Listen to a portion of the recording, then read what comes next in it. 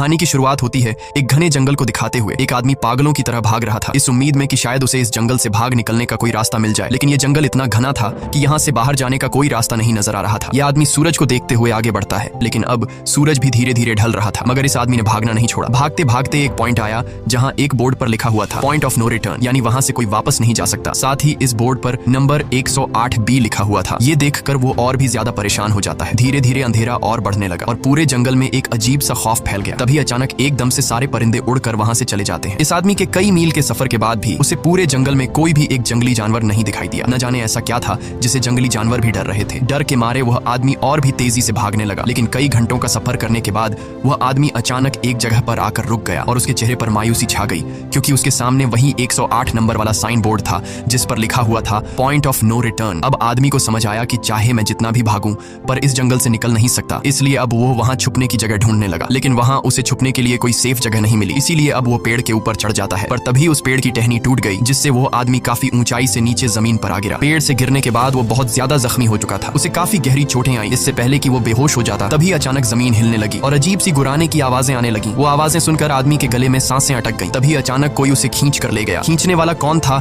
ये नहीं दिखाया गया, लेकिन हमें उस आदमी की दर्द भरी चीखें सुनाई दी गई। इस इंसिडेंट के 6 दिन बाद हमें शहर में मीना नाम की एक लड़की को दिखाया जाता है जो एक बर्ड शॉप में काम करती है। तभी उसका बॉस आता है और मीना को एक गोल्डन पैरेट को शहर से दूर एक जू में डिलीवर करने का ऑर्डर देता है। मीना बॉस की बात को मानते हुए अब उस पैरेट को डिलीवर करने जाती है। मीना गाड़ी में बैठकर अपने मोबाइल में उस जू का लोकेशन सेट कर लेती है और अपने सफर पर निकल पड़ती है। शहर से बाहर निकलने के बाद वो एक बोर्ड पर बहुत सारे लोगों के मिसिंग फोटोज देखती है, यानी वहाँ पर कई सारे लोग गायब हो चुके थे, लेकिन मीना उन पर ज्यादा ध्यान नहीं देती और आगे बढ़ने लगती है। आगे बढ़ते दौरान मीना शॉर्टकट लेते हुए जंगल के रास्ते से गुजरती है ताकि वो जल्दी से इस पैरेट को जू तक डिलीवर कर दें, और वो पहुंच गई जंगल के बीचों बीच। ये वही जगह है जहां हम पहले एक आदमी को गायब होते देख चुके हैं। वहां आकर मीना बुरी तरह से फंस चुकी थी। वो अपने मोबाइल पर मैप देखती है, लेकिन वहां मोबाइल के सिग्नल नहीं आ रहे थे और उसके कार का रेडियो भी काम नहीं कर रहा था। मीना अब वहां से वापस निकलने लगी, लेकिन अब उसे वहां से बाहर निकलने का रास्ता समझ नहीं आ रहा था। थोड़ी देर बाद मीना की गाड़ी भी खराब हो गई। मीना गाड़ी से बाहर निकलती है और उसे सामने लगा हुआ वही पॉइंट ऑफ नो रिटर्न वाला बोर्ड दिखाई देता है। मीना को कुछ समझ नहीं आता, इसीलिए वो पैरेट के पिंजरे को हाथ में लेकर आसपास मदद ढूंढने आगे चली जाती है, लेकिन वहां आसपास किसी भी मदद का नामो निशान तक नहीं था। उसके बाद वो वापस उस जगह पर लौट आती है जहां उसने अपनी गाड़ी खड़ी की थी, लेकिन वहां से उसकी गाड़ी गायब हो चुकी थी। ये देखकर वो बहुत ज्यादा परेशान हुई। उसे लगा कि शायद वो उस जगह पर नहीं आई है जहां उसकी गाड़ी खड़ी थी, बल्कि ये किसी दूसरी जगह पर आ गई है और उसकी गाड़ी कहीं दूसरी जगह में खड़ी है, क्योंकि इस जंगल का हर एक पॉइंट एक ही जैसा दिखाई दे रहा था। अब अंधेरा भी गहरा होता जा रहा था। एकदम से पहले की तरह ही सभी परिंदे इन पेड़ों से उड़ जाते हैं। मीना को अब डर लगने लगा था, क्योंकि जमीन भी जोर जोर से हिल रही थी। मीना को वहां आसपास किसी के होने का एहसास होता है। तभी अचानक मीना को दूर किसी का साया नजर आया। मीना भागते हुए उसके पीछे आई, पर उसे वहां कोई भी नहीं मिला। तभी अचानक मीना को एक बूढ़ी औरत भागते हुए दिखाई दी। मीना भी दौड़कर उसका पीछा करने लगी। वो उससे मदद मांग रही थी, लेकिन वो औरत रुकती नहीं, तेजी से भागती रहती है। एक बार फिर मीना इस बूढ़ी औरत का पीछा करती है। अचानक वो बूढ़ी औरत फिर से गायब हो गई। मीना जब उसे ढूंढते हुए और आगे बढ़ी तो उसे दूर जंगल में एक बड़ा सा कमरा दिखाई दिया। वो बूढ़ी औरत उस कमरे के दरवाजे को खोलकर मीना से कहती है, अगर जिंदा रहना चाहती हो तो जल्दी से अंदर आओ। ये सुनते ही मीना बिना सोचे समझे दौड़ते हुए उस कमरे की तरफ गई। मीना के अंदर आते ही उसने गेट को लॉक कर दिया। मीना देखती है कि ये कोई अजीब सा कमरा है जिसमें एक बहुत बड़ा सा मिरर लगा हुआ था। उस बूढ़ी औरत के साथ यहाँ 2 और लोग भी थे। मीना घबरा कर उन लोगों से पूछती है, ये कौन सी जगह है? इस पर उस बूढ़ी औरत ने जवाब दिया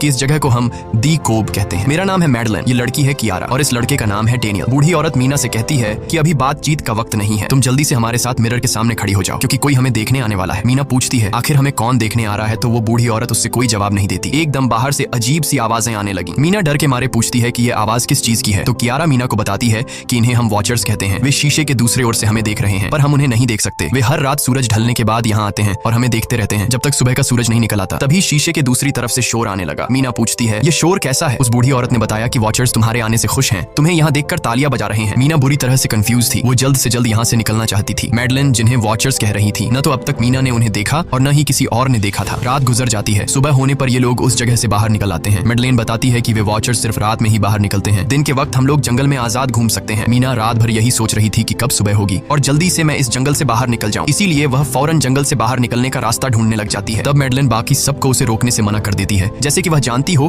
कि मीना इस जंगल से बाहर नहीं निकल सकती और वह जरूर वापस आएगी। बस मीना को जाते हुए मैडलिन बताती है कि तुम्हारा यह फैसला अच्छा नहीं है, इस जंगल से बाहर निकलने का कोई रास्ता नहीं है। रात होने से पहले हमें इस घर में वापस आना पड़ता है, अगर तुम लेट हो गई तो तुम अपनी जान से हाथ धो बैठोगी। मीना किसी की बात नहीं सुनती और अपने पैरेट को लेते हुए तेजी से आगे बढ़ती है। थोड़ा सा आगे बढ़ने पर उसे वही पॉइंट ऑफ नो रिटर्न वाला साइन दिखाई देता है। उसे देखकर वो घबरा तो गई, लेकिन उसने हिम्मत नहीं हारी और सूरज को देखकर सूरज की डायरेक्शन में आगे बढ़ती रही। पर जंगल से निकलने में कामयाब नहीं हो सकी। आगे चलकर रास्ता ही खत्म हो गया। मीना ने देखा कि वो एक पहाड़ के टॉप पर खड़ी है, जहाँ से आगे दूर दूर तक जंगल के सिवा कुछ भी नहीं था। इसीलिए वो मायूस होकर नीचे बैठ जाती है। तभी अचानक उसके कंधे पर किसी ने हाथ रखा। वो डर गई और जब उसने पीछे मुड़कर देखा तो वो बूढ़ी औरत मैडलेन थी। यहाँ मैडलेन उसे हौसला देती है और कहती है कि सिर्फ तुम ही नहीं जिसने यहाँ से निकलने की कोशिश की और हार गई। हम भी तुम्हारी तरह ही हार कर यहाँ रुके हैं। यहाँ से बाहर निकलने का कोई रास्ता नहीं। चलो मैं तुम्हें कुछ दिखाती हूँ। मैडलेन मीना को जंगल की तरफ लेकर जाती है। मैडलेन मीना से कहती है, ये जंगल एक शिकारी है और हम सब उसका शिकार। अगर जिंदा रहना चाहती हो तो हमारे साथ ही रहो। मैडलेन उसे पॉइंट ऑफ नो रिटर्न वाले काफी सारे साइन बोर्ड दिखाती है, जो कि जंगल के चारों तरफ गोल घेरे में लगे थे और उनके बीच में था उनका कमरा। मैडलेन बताती है कि ये हमारे घर से आधे दिन के फासले पर लगे हैं। अगर इसे आगे गई तो वापस लौटना मुश्किल हो जाएगा, इसलिए कभी भी यह तुम्हें नजर आए तो तुम इन्हें इग्नोर मत करना। मीना पूछती है, ये सब किसने बनाया? तो वो जवाब देती है, ये एक प्रोफेसर ने बनाया है, लेकिन अब तक उससे किसी ने देखा नहीं है। अब रात हो जाती है। ये लोग वापस उस घर के अंदर आ जाते हैं। हर रात वॉचर्स उन्हें देखने के लिए आते थे। आज कियारा नामी लड़की उनके सामने डांस करती है और कहती है ये सब उन्हें पसंद है। ऐसा नहीं था कि इन चारों को हर रात वॉचर्स के सामने खड़ा ही रहना पड़ता था। ये लोग जो चाहते वह कर सकते थे, बस ये लोग उनकी तरफ अपनी कमर नहीं कर सकते थे। ऐसा करने पर वो लोग बहुत ज्यादा गुस्सा हो जाते थे। रात में तो उन्हें सिर्फ वॉचर्स का मसला था, लेकिन दिन में भी उन्हें बहुत मुश्किलों का सामना करना पड़ता था। ये लोग जंगल से हर रोज अपना पेट भरने के लिए कुछ न कुछ शिकार करके लाते थे, जिससे उनका गुजारा हो जाता। अगले दिन कियारा और मीना दोनों जंगल में शिकार करने जाती हैं। मीना कियारा से पूछती है कि आखिर ये वॉचर्स चाहते क्या? कियारा बताती है, मुझे भी कुछ खास नहीं पता, लेकिन मैडलाइन कहती है कि ये वॉचर्स हमें देखते हैं, हमें ऑब्जर्व करते हैं, लेकिन अगर हमने वॉचर्स को देखा तो हम पागल हो जाएंगे, क्योंकि वॉचर्स बहुत ही खूंखार दिखते हैं। कियारा अब उसे एक गड्ढा दिखाती है और कहती है, ऐसे बहुत से गड्ढे इस जंगल में मौजूद हैं। दिन के वक्त सारे के सारे वॉचर्स उन गड्ढों में रहते हैं और रात में वो यहाँ से बाहर निकल आते। दिन के वक्त ये लोग इसलिए बाहर नहीं आ सकते क्योंकि सूरज की रोशनी उनकी स्किन जलाती है। कियारा मीना को बताती है कि वो 5 महीने पहले अपने पति के साथ इस जंगल में आई थी और तब से वो दोनों यहाँ फंसे हुए थे। पर आज से 6 दिन पहले मेरा पति जंगल में रास्ता ढूंढने निकला है। मुझे उम्मीद है कि वो जरूर वापस आएगा और हम सबको यहाँ से सेफली ले जाएगा। यहाँ हमें मालूम होता है कि असल में कियारा का हस्बैंड वही आदमी था जिससे हमने मूवी के स्टार्ट में देखा था, जिसे कोई यहाँ से खींच कर ले गया और अब वो मारा जा चुका है। इस तरह से बातें करते हुए ये दोनों कमरे के पास वापस लौट आए। यहाँ मैडलेन ने मीना को 3 रूल समझाती है जिंदा रहने के लिए। सबसे पहला ये कि वो रात के वक्त घर का दरवाजा नहीं खोलेगी। दूसरा, रात में वो आईने की तरफ अपनी कमर नहीं करेगी। और तीसरा ये कि दिन के वक्त वो उन गड्ढों के पास नहीं जाएगी और जितना हो सके रोशनी में रहेगी। जब तक तुम इन रूल्स को फॉलो करोगी तब तक तुम जिंदा रहोगी। लेकिन मीना को मैडलाइन की बातों पर बिल्कुल भी भरोसा नहीं होता। अब उस रात मीना इन वॉचर्स के बारे में जानना चाहती थी, इसीलिए वो शीशे के साथ कान लगाकर आवाजें सुनने की कोशिश करती है। जब उसे कुछ सुनाई नहीं देता तो मीना को मैडलाइन की बताई गई वॉचर्स की बातें फेक लगने लगती हैं। इसलिए वह रूल्स को तोड़ते हुए अपनी कमर को शीशे की तरफ करके सो जाती है और ऐसा करने पर इन वॉचर्स को गुस्सा चढ़ जाता है। वो लोग जोर जोर से उस शीशे को मारने लग जाते हैं। शोर से मैडलाइन भी उठ जाती है और वह जल्दी से मीना को शीशे की तरफ खड़े रहने को कहती है और तब जाकर वो वॉचर्स का गुस्सा शांत होता है। यानी जब इंसान वॉचर्स को अपनी पीठ दिखाते हैं तो वह उसे खुद की इंसल्ट मानने लगते हैं। ये रात भी गुजर जाती है और अगले दिन मीना डेनियल के साथ शिकार पर निकलती है। वो डेनियल से पूछती है, क्या आज तक तुमने किसी वॉचर को देखा है? जिस पर डेनियल ने जवाब दिया कि मैंने भी आज तक वॉचर्स को नहीं देखा और जो भी वॉचर्स को देखता है वो जिंदा नहीं बच पाता। तब मीना डेनियल को समझाती है कि मुझे लगता है कि ये सब मैडलाइन की बनाई हुई कहानियां हैं जिसके अंदर वो हमें फंसा रही है। हमें जरूर उन गड्ढों को जाकर चेक करना चाहिए, शायद हमें यहाँ से बाहर जाने का कोई रास्ता मिल जाए। डेनियल भी यहाँ रहकर बहुत ज्यादा तंग हो चुका था और वो भी किसी तरह से रास्ता ढूंढकर इस जंगल से भाग निकलना चाहता था। इसलिए वो मीना की बात मान लेता है और वो दोनों गड्ढे के पास पहुंच जाते हैं। अब मीना अपने आप को रस्सी से बांधकर इस गड्ढे के अंदर उतरती है। रस्सी का दूसरा सिरा डेनियल ने पकड़ा हुआ था ताकि अगर मीना को कुछ भी हो वो जल्दी से मीना को बाहर की तरफ खींच ले। मीना नीचे गड्ढे में पहुंच जाती है जहां उसे बहुत सारा इंसानों का सामान मिलता है। मीना उस सामान को इकट्ठा कर लेती है। ये सारा सामान उन लोगों का था जो जंगल में वॉचर्स के शिकार हो चुके थे। डेनियल रस्सी के सहारे कैमरा, साइकिल और जरूरत का सारा सामान को बाहर ले आता है। मीना अब नीचे इंतजार करती है कि डेनियल कब रस्सी नीचे फेंकेगा और मैं ऊपर चली जाऊंगी। और इससे पहले कि मीना उस गड्ढे से बाहर निकल पाती, उसे गड्ढे के अंदर किसी के आने की हलचल सुनाई देती है। मीना जल्दी से डेनियल को रस्सी नीचे फेंकने की आवाज देने लगती है, लेकिन तभी मीना को पकड़ने के लिए एक वॉचर का हाथ बढ़ने लगता है। पर मीना धूप में खड़ी थी, इसलिए जब उस वॉचर के हाथ पर सूरज की रोशनी पड़ी तो उसका हाथ जलने लगा। इतने में डेनियल ने नीचे मीना के पास रस्सी फेंकी और मीना फौरन जल्दी से बाहर निकल आई। मीना पूरी तरह से डर गई थी। ये लोग उस सारे सामान को लेकर अपनी सेफ हाउस में आ गए, जहां मैडलेन ने उससे पूछा, ये सामान तुम्हें कहां से मिला? ये लोग झूठ बोल देते हैं कि ये सामान उन्हें इस जंगल से मिला। मैडलेन को इस जंगल में रहते हुए बहुत अरसा गुजर चुका था। वो जानती थी कि ये सामान उसे जंगल से नहीं बल्कि एक गड्ढे से मिला होगा। वो मीना से पूछती है, बताओ तुमने गड्ढे के अंदर क्या देखा? लेकिन मीना उसे कुछ नहीं बताती। ये लोग बहुत खुश थे कि आज रात ये लोग वॉचर्स को देख पाएंगे, क्योंकि मीना को गड्ढे के अंदर एक कैमरा मिला था। डेनियल किसी तरह जुगाड़ करके उस कैमरा को टीवी के साथ अटैच कर लेता है ताकि ये लोग भी टीवी पर वॉचर्स को देख पाए। मैडलेन बार बार उन्हें समझाती है कि ये तुम लोग गलत कर रहे हो, लेकिन ये दोनों उसकी एक बात भी नहीं सुनते। आज रात ये लोग वॉचर्स के इंतजार में बैठे थे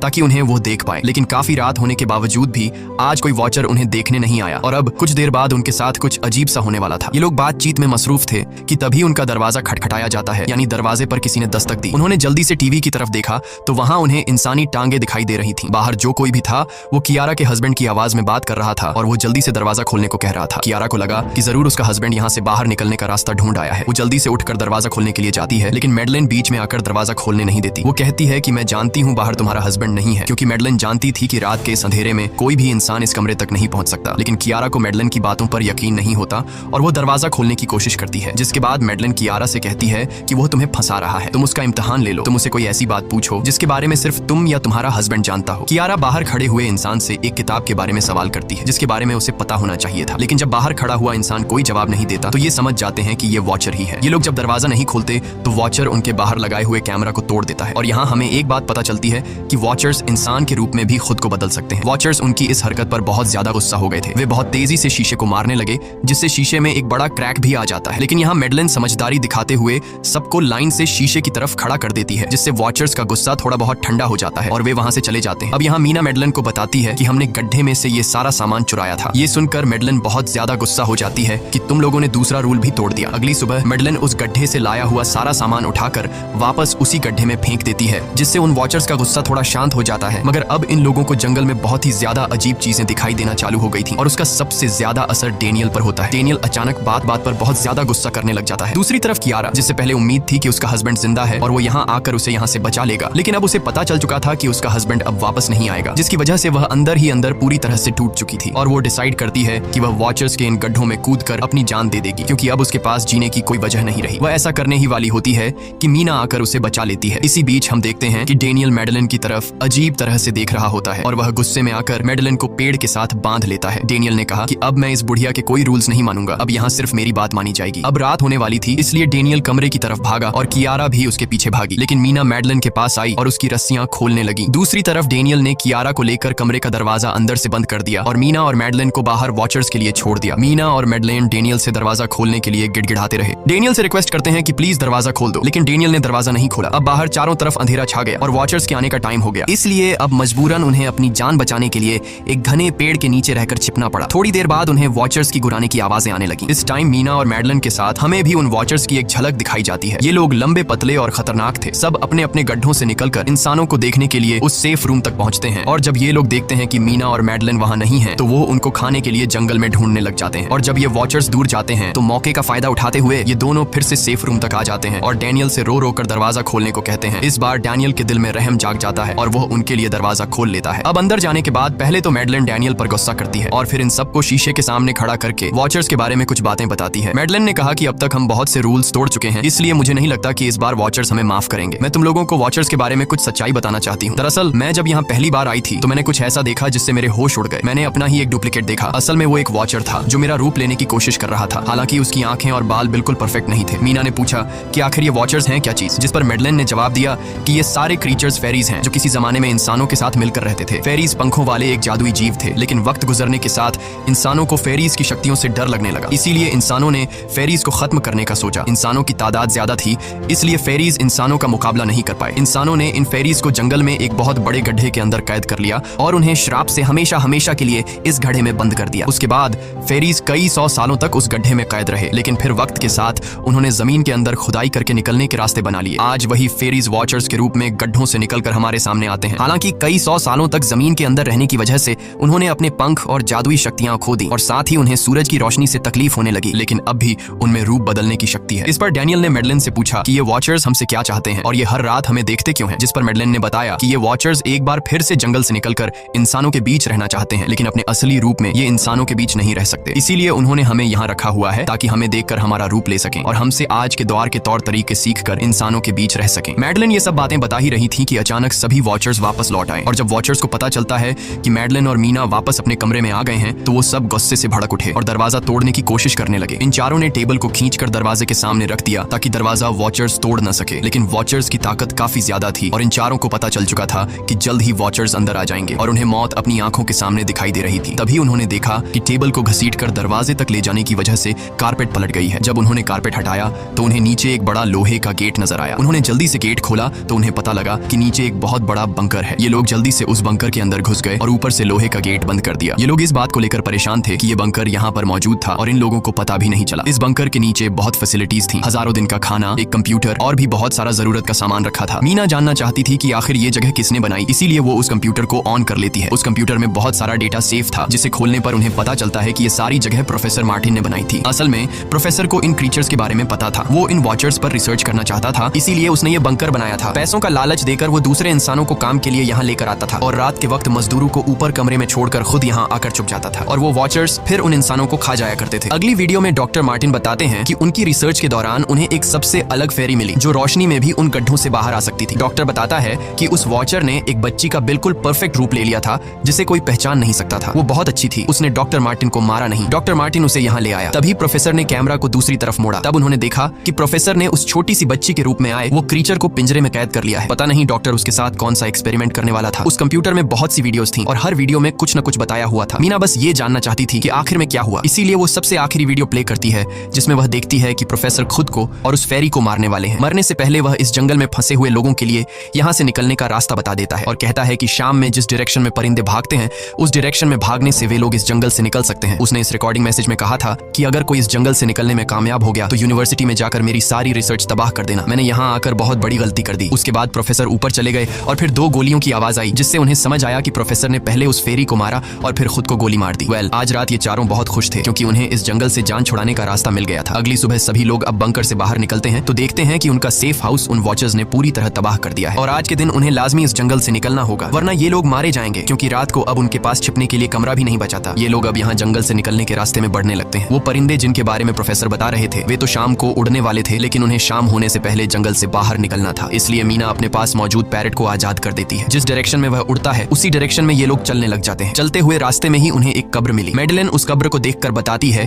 कि एक वक्त था जब ये लोग इंसानों के साथ रहते थे, लेकिन इंसानों ने उनके साथ बहुत बुरा किया, धोखा किया और उन्हें यहाँ जंगलों में फंसाकर खुद चले गए। कई घंटे सफर करने के बाद ये लोग एक नदी के पास पहुंच गए। वहाँ उन्हें प्रोफेसर का एक बोट मिला जिसको देखकर ये लोग बहुत खुश हुए, लेकिन उनकी खुशी अब कुछ ही देर की मेहमान थी क्योंकि अब अंधेरा हो चुका था और वॉचर्स के आने का वक्त हो गया था। उससे पहले कि ये लोग डॉक्टर मार्टिन की बोट में बैठकर यहाँ से दूर चले जाते तभी उन्हें पीछे से किसी की आवाज आई। जब उन्होंने पीछे मुड़कर देखा तो वो कियारा का हस्बैंड था जो मदद के लिए चिल्ला रहा था। वो बहुत ही जख्मी हालत में था। बाकी सब बोट में बैठ चुके थे, इसलिए डेनियल अकेला उसकी मदद के लिए गया। डेनियल कियारा के हस्बैंड को खींचकर बोट की तरफ लाने लगा, लेकिन तभी ये लोग बोट से देखते हैं कि डेनियल जिसकी मदद करने गया वह कोई इंसान नहीं बल्कि एक वॉचर है जिसने उनके सामने ही डेनियल का रूप ले लिया। वो लोग कुछ भी नहीं कर पा रहे थे। अब उस वॉचर ने डेनियल को मार दिया। उन्हें इस बात का पता था कि वॉचर्स इस नदी को पार नहीं कर सकते हैं और फाइनली ये लोग खुद इस नदी को पार करके शहर तक पहुंच जाते हैं। और कहानी में असल ट्विस्ट इसके बाद आया। शहर पहुंचने के बाद ये तीनों अलग अलग रास्तों पर चले गए और कुछ दिनों बाद अब मीना जल्दी से डॉक्टर मार्टिन के कहने के मुताबिक उनके यूनिवर्सिटी में उनका सारा डेटा खत्म करने के लिए आई। उससे पहले कि वह उनका रिसर्च डेटा डिलीट कर देती तभी उससे वहां एक टेप रिकॉर्डर मिला और उस टेप रिकॉर्डर से मीना को एक नया राज मालूम हुआ। जब हजारों साल पहले इंसान और फेरीज एक साथ रहते थे तो तब उनकी शादी भी हुआ करती थी। इंसान और फेरी के मिलन से जो बच्चे पैदा होते थे उनमें इंसान और फेरी दोनों के गुण होते थे। उन्हें हाफलिंग्स कहा जाता था। उन हाफलिंग्स में एक खासियत थी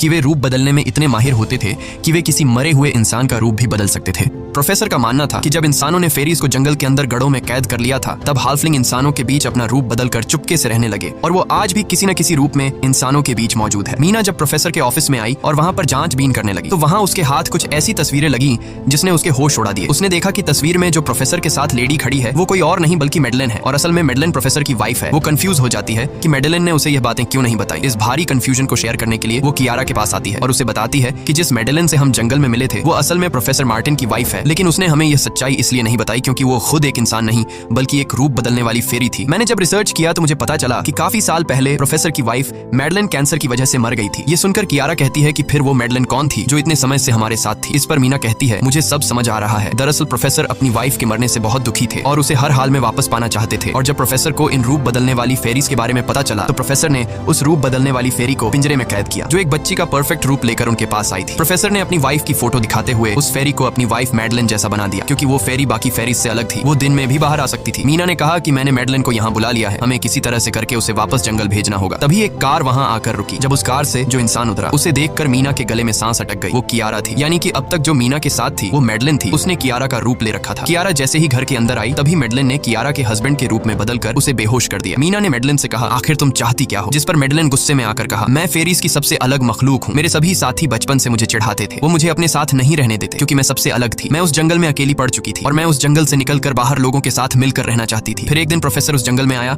उसने मुझे पिंजरे में कैद कर लिया। उसने मुझसे कहा कि अगर मैं उसकी वाइफ का रूप ले लूं तो वह मुझे जंगल से बाहर ले जाएगा। मैंने उसकी बात मान ली। प्रोफेसर ने मुझे मैडलेन की सारी बातें सिखाई और बाद में उस धोखेबाज प्रोफेसर ने मुझे मारने की कोशिश की, लेकिन उससे पहले कि वो मुझे मार पाता मैंने उसे ही मार डाला। तुम इंसान कभी भी भरोसे के लायक नहीं थे और न ही रहोगे। अब तुम भी मेरी सच्चाई जान चुकी हो, इसलिए तुम्हें भी मरना होगा और तुम्हें मारने के बाद मैं तुम्हारे रूप में इंसानों के बीच रहूंगी। यह कहकर मैडलिन ने मीना का रूप ले लिया और उसका गला दबाकर उसे मारने लगी। तब मीना ने मैडलिन से कहा कि क्या प्रोफेसर ने तुमसे यह नहीं कहा कि तुम क्यों दिन में निकल सकती हो? असल में तुम हाइब्रिड हो, आधी इंसान और आधी फेरी, इसीलिए तुम इंसानों और फेरीज के बीच रह सकती हो। मुझे पता है कि दुनिया में अकेला रहना कैसा होता है, लेकिन तुम अकेली हाफलिंग नहीं हो। तुम्हारे जैसे और भी हाफलिंग्स हैं जो किसी न किसी रूप में इंसानों के बीच रह रहे हैं। इस सच्चाई का पता चलते ही मैडलिन का शरीर अचानक अपने असली रूप में आने लगा। देखते ही देखते उसके पंख निकल आए, जिसके बाद वो मीना को यहीं पर छोड़कर यहाँ से उड़ जाती है। इसके बाद कुछ हफ्तों के बाद का सीन दिखाया जाता है, जहाँ मीना अपनी सिस्टर के साथ रहने लगी है। उसने अपनी सिस्टर को बताया कि शायद वो फेरी अभी भी मेरा पीछा कर रही है। तब मीना की सिस्टर उसे कहती है कि तुम डरो मत, ऐसा कुछ नहीं है। और कहानी के एंड में हम एक छोटी बच्ची को देखते हैं जो कि उस वक्त मीना के घर के नीचे खड़ी थी। ये कोई और नहीं बल्कि मैडलिन थी, जो अब उनके दुनिया में उस रूप में रह रही है। और इसी के साथ ये कहानी खत्म हो जाती है। अगर आपको ये वीडियो अच्छी लगी हो